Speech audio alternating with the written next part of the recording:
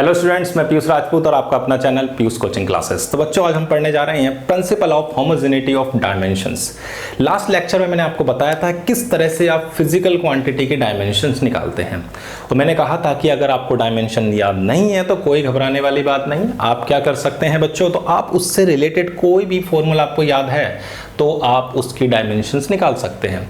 Clear थी इतनी बात? चलो भाई, आज हम देखते हैं principle of homogeneity of dimensions. शुरुआत करते हैं। मैं आप छोटा सा क्वेश्चन पूछता हूं कि अगर आपके पास बच्चों 2 मैंगो और 3 एप्पल हैं तो आप बताओ आपके पास कितने मैंगो और कितने एप्पल हैं। तो आप ये तो कह नहीं सकते कि बच्चों आपके पास 5 एप्पल हैं, नहीं कह सकते ना आप ये कह सकते कि आपके पास 5 मैंगो हैं या नहीं। या फिर मैं आपसे पूछूं कि आपके पास 2 मैन और 3 वुमेन हैं और आपसे पूछा जाए हाँ जी बताओ कि कितने मैन और कितनी वुमेन है, तो आप ये तो कहेंगे नहीं कि भाई 5 मैन है, गलत है बात। या आप ये नहीं कहेंगे कि 5 वुमेन है, ये भी गलत बात है। तो बच्चों, principle of homogeneity of dimensions भी यही कहता है।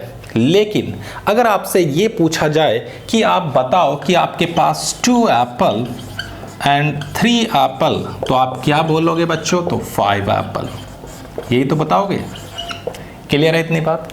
तो principle of homogeneity of dimensions भी यही बात कहता है कि आप सिर्फ एक सी चीज़ों को ही ऐड कर सकते हो।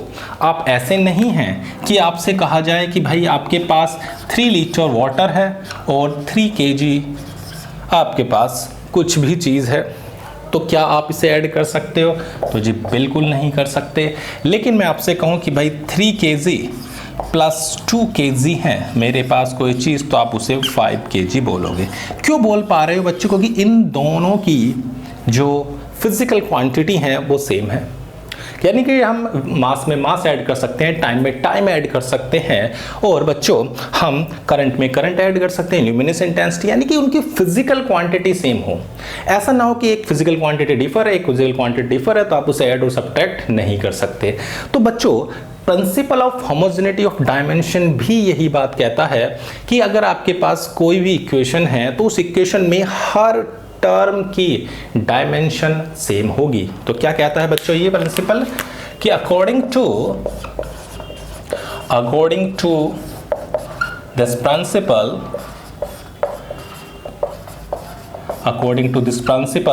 The dimensions of all terms occurring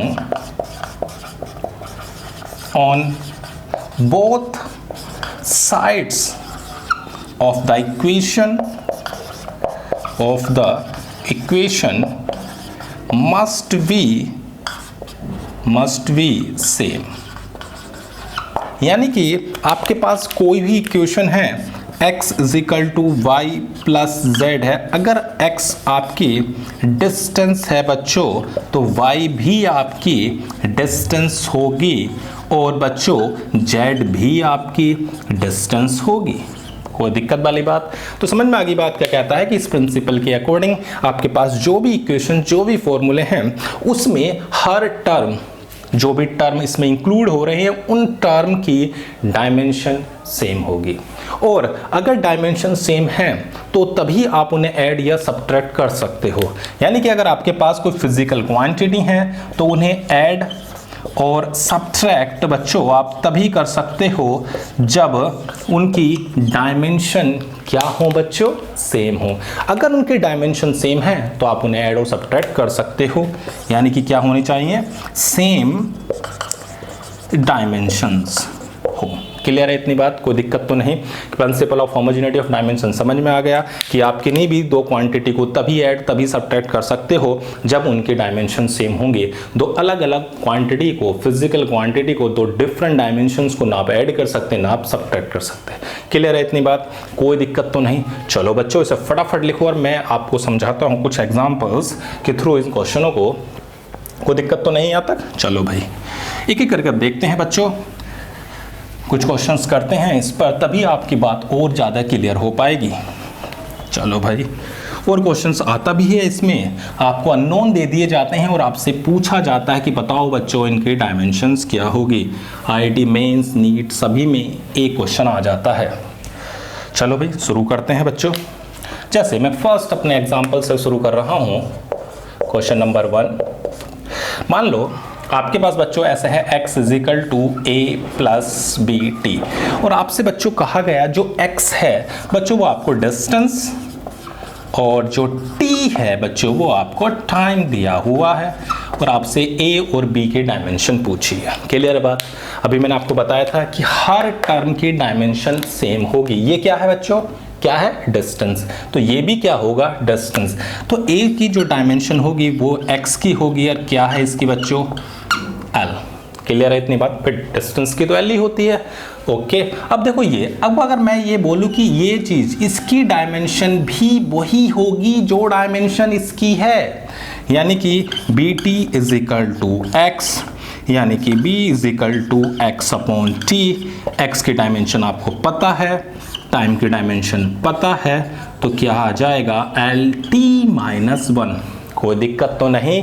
clear है यहाँ तक बात? चलो भाई सेकंड क्वेश्चन की ओर बढ़ते हैं। बहुत क्वेश्चन बन जाएंगे। जैसे x is equal to a plus b t minus c t की क्यूब प्लस डी टी की 4। अब आपसे पूछा जाए ए बी सी डी की डायमेंशन क्या होंगी अगर x डिस्टेंस है। x क्या है बच्चों? डिस्टेंस है, और t क्या है बच्चों? तो टाइम है। सिंपल सी बात है कि हर टर्म की डायमेंशन सेम होगी, चाहे इक्वेशंस के इधर कोई टर्म हो या इक्वेशन के उधर टर्म हो। तो मैंने बताया किसी भी इक्वेशंस में जो भी टर्म, चाहे वो लेफ्ट हैंड साइड हो चाहे वो राइट हैंड साइड हो, किसी भी साइड में हो उसकी डायमेंशन सेम होगी। अब देखो इस टर्म की डायमेंशन वही होगी जो इसकी होगी, सिंपल, यानी ए की क्या हो गई? Simple L. कोई दिक्कत तो नहीं? इसकी भी आप निकाल सकते हो, यानी b t is equal to क्या हो जाएगा? x, तो हमारे पास b इज इक्वल टू हो जाएगा x अपॉन टी, यानी कि l अपॉन टी, यानी कि क्या आ गया? L t minus 1। कोई दिक्कत तो नहीं? ऐसे इसकी डायमेंशन भी वही होगी जो डिस्टेंस की है, तो क्या हो जाएगा? x अपॉन टी की क्यूब, यानी कि l अपॉन टी की cube is equal to l t minus 3। कोई दिक्कत तो नहीं? चलो भाई अब इसकी भी आप डिस्टेंस रखोगे। क्लियर है? ये भी डिस्टेंस है, ये भी डिस्टेंस है, ये भी डिस्टेंस है, यानी हर टर्म की जो भी यूनिट होगी वो सेम होगी। कोई दिक्कत तो नहीं? तो ये हो गया l और ये हो गया T4। हमारी डायमेंशन आ गई LT माइनस 4। कोई दिक्कत? क्लियर है बात? Principle homogeneity of dimension clear हो गया। क्या क्लियर हुआ? कि जितनी भी आपकी इक्वेशन में टर्म है उन टर्म की सभी की डायमेंशन सेम होगी, यानी कि आप ऐड और सब्ट्रैक्ट तभी कर सकते हो जब उनके डायमेंशंस क्या हो? सेम हो। क्लियर है? फटाफट लिखो, देखते हैं फिर अब नेक्स्ट क्वेश्चन। तो बच्चों क्वेश्चन नंबर 3 क्या कहता है? The refractive index of mu of a medium is found very with wavelength lambda. Okay, mu is equal to a plus b upon lambda square. What are the dimension of a and b? Okay, आपको पता है कि mu is equal to होता था c over v। c क्या होती थी? velocity of light in vacuum, और v क्या होती थी? velocity of light in medium। यानी दोनों ही velocity हैं, तो एक ऐसी क्वांटिटी हो गई, तो ये बच्चों डायमेंशन लेस हो गया। हाँ या ना? कोई दिक्कत तो नहीं? चलो भाई अब इसका एक्सप्रेशन देखो, mu is equal to a plus b upon lambda square. ये कैसी है बच्चों? डायमेंशनलेस। तो ये भी क्या होगी? डायमेंशनलेस। तो ए कैसी हो गई? डायमेंशनलेस। कोई दिक्कत तो नहीं? और ये पूरी भी क्या होगी? डायमेंशनलेस। क्या होगी? डायमेंशनलेस। यानी mu is equal to b upon lambda square, यानी b is equal to mu lambda square. Mu कैसी है? डायमेंशनलेस। और लैम्डा क्या है? वेवलेंथ। वेवलेंथ यानी डिस्टेंस, तो इसकी डायमेंशन क्या हो गई? L square. कोई दिक्कत तो नहीं? सबसे पहले हमने देखा कि म्यू पता है हमें कि भाई वो कैसी होती है? एक डायमेंशनलेस क्वांटिटी है, तो हमने उसी हिसाब से एक्सप्रेशन में देखा कि हर टर्म क्या होनी चाहिए? डायमेंशनलेस। कोई दिक्कत तो नहीं?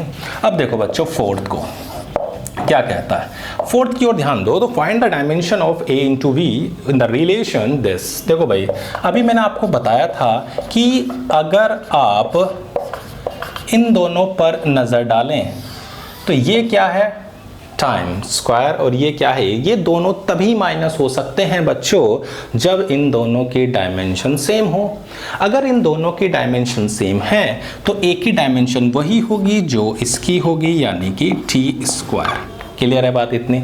चलो भाई, P क्या है, तो बच्चों P जो है वो पावर है, और पावर आपको पता है क्या होती है, रेट ऑफ वर्क डन। मैंने आपको वर्क डन की डायमेंशन बताई थी, ml square T minus 2 upon time. तो ये आ गई ml स्क्वायर टी माइनस 3। कोई दिक्कत तो नहीं। अब देखो B को इधर भेज दो, ऊपर वाले की डायमेंशन क्या है भाई, पूरे की डायमेंशन तो यही होगी ना, टी स्क्वायर। क्लियर है। कभी ऐसे तो होता नहीं कि भाई आपने 3 kg माइनस 2 kg किया हो तो kg से kg करके बच गया 1, ऐसा तो नहीं होता ना। डायमेंशन तो ऐसी ही रहती है, चाहे इसमें से हम इसको माइनस करें डायमेंशन नहीं बदलेगी। तो क्या हो गई डायमेंशन ऊपर वाले की, टी स्क्वायर। कोई दिक्कत तो नहीं। अब P को इधर भेज दिया, मैं इसको ऐसा लिख सकता हूँ ना भाई, a minus T square upon ये था, मैंने B को इधर भेज दिया और P रूट x इधर आ गया। P की डायमेंशन बच्चों कितनी है, तो ml स्क्वायर टी माइनस 3, और x क्या है बच्चों, तो डिस्टेंस है, तो इसकी हो जाएगी l की पावर हाफ। कोई दिक्कत तो नहीं। अब देखो m ऊपर गया तो कितना हो जाएगा, m माइनस 1। ओके, यहाँ पर है 2 और यहाँ पर है हाफ। 2 और हाफ मिलके होते हैं कितने, 2 2 ज़ा 4, यानी कि 5/2। तो l हो गया माइनस के 5/2, ये माइनस के 3 ऊपर जाके हो जाएगा प्लस, तो t की पावर 5। हमें क्या निकालना है बच्चों, तो a इंटू बी। a की डायमेंशन कितनी थे, तो हमारे पास a की डायमेंशन आई थी टी स्क्वायर, और इसकी आई है m माइनस 1 माइनस 5/2 टी की पावर 5। तो कितना हो गया, m माइनस 1 l माइनस 5/2 और t की पावर 7। क्लियर है, बहुत आसान है। बस आपको ये दिमाग में रखना है कि सेम फिजिकल क्वांटिटी ही सब्ट्रैक्ट हो रही जिनकी डायमेंशन सेम है, अदरवाइज नहीं होती। क्लियर है इतनी बात। फटाफट लिखो, बढ़ते हैं अगले क्वेश्चन की ओर। तो बच्चों फिफ्थ क्वेश्चन क्या कह रहा है कि find the dimension of a upon b in the relation p is equal to ax plus bt square, where p is a pressure, x is a distance and t is the time. Okay, P4। बस दिमाग में एक चीज याद रखनी है, जो dimension इसकी होगी वही डायमेंशन इसकी होगी और वही डायमेंशन इसकी होगी, तीनों की डायमेंशन सेम होगी। सबसे पहले प्रेशर। प्रेशर आपको पता है फोर्स अपॉन एरिया। फोर्स आपको पता है mlt minus 2 upon L square, तो यह हो जाएगा ml माइनस 1 t माइनस 2। कोई दिक्कत। अब ये प्रेशर है। ओके, तो P is equal to ax, तो A आ गया P अपॉन x, यानी कि ml minus 1 t minus 2 upon l। तो क्या आ गया, ml माइनस 2 t माइनस 2। कोई दिक्कत तो नहीं। चलो भाई दूसरे को देखो, P is equal to b t square, तो B की वैल्यू क्या हो जाएगी बच्चों, P upon t square ml minus 1 t minus 2, और टाइम की आपको पता ही है t स्क्वायर। तो क्या आ जाएगा, ml माइनस 1 t माइनस 4। कोई दिक्कत तो नहीं। अब क्या निकालना है, a अपॉन बी। चलो भाई निकाल दो, ml minus 2 t minus 2 upon ml minus 1 t minus 4। तो m से तो m गया, ये ऊपर जाएगा तो l माइनस 1 बचेगा, 4 भी ऊपर जाएगा तो t2 बचेगा। कोई दिक्कत तो नहीं। क्लियर है। चलो भाई क्वेश्चन नंबर 6 की ओर। हमें एक वैन डर वाल इक्वेशंस दी हुई है और हमसे A और B की डायमेंशन पूछी है। तो ये बात तो क्लियर है, जो इसकी डायमेंशन होगी वही इसकी डायमेंशन होगी, और P हमारा क्या है, प्रेशर, V क्या है, वॉल्यूम, T क्या है, टेम्परेचर। यहाँ ध्यान रखना।